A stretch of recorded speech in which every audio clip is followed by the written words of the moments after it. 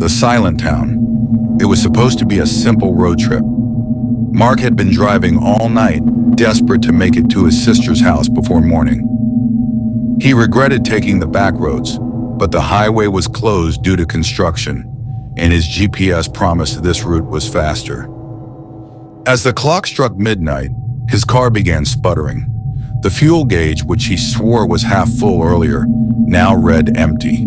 The engine coughed once, then died, leaving Mark stranded on a desolate road surrounded by thick forest.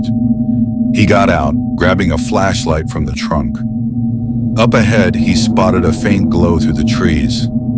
A town, maybe? Relief washed over him as he started walking. The path led to a small town nestled in a valley, its cobblestone streets illuminated by flickering gas lamps.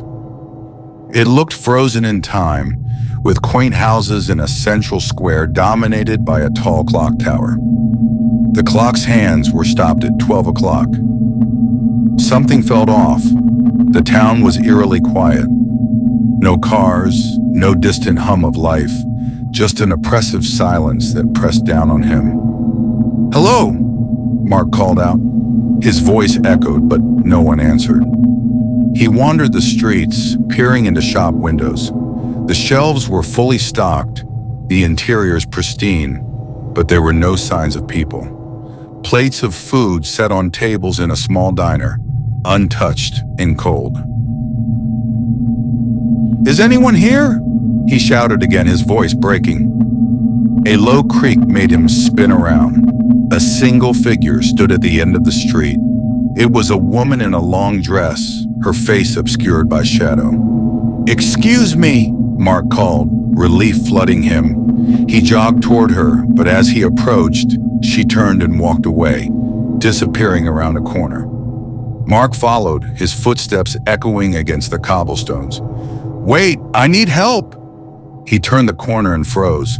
The woman was gone, but dozens of figures now stood in the square. Men, women, and children, all dressed in old-fashioned clothing.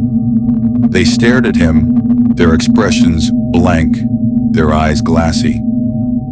"Hello?" Mark asked, his voice trembling. The figures moved in unison, stepping closer without a sound. Mark stumbled back, panic rising. "Stay away!" Suddenly, the clock tower bell chimed, a deep, resonant sound that seemed to shake the ground. The figures stopped. Then, one by one, they began to smile.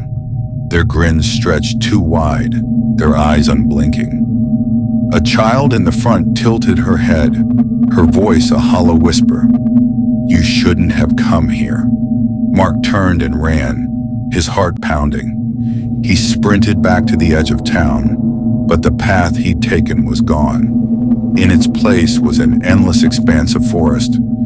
He heard footsteps behind him, soft at first, then louder. Closer. He didn't dare look back. He stumbled into a house, slamming the door behind him. The interior was perfectly clean, as though someone had just left.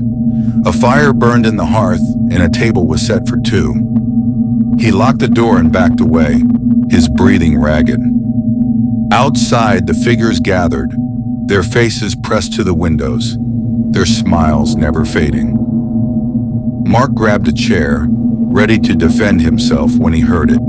A voice, faint and pleading. "Help me!" It came from upstairs. Against his better judgment, he crept up the staircase, each step groaning beneath his weight.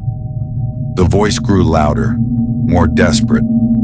He followed it to a bedroom at the end of the hall. The door was ajar, and inside a young woman sat on the floor, her back to him. "Are you okay?" Mark asked, his voice shaking. She didn't turn. "You can't help me," she whispered, "but maybe you can help yourself." "What do you mean?" She finally turned to face him, and Mark's blood ran cold. Her face was pale, her eyes hollow, her mouth twisted in a grotesque grin. Before he could react, the door slammed shut behind him. The last thing he heard was the clock tower chiming again, the sound reverberating through his skull. The next morning, the town was gone. A hiker found Mark's car abandoned on the road, the doors wide open. They never found him, but sometimes travelers report seeing a strange, silent town appear in the valley, a place where the clocks are always stopped at midnight.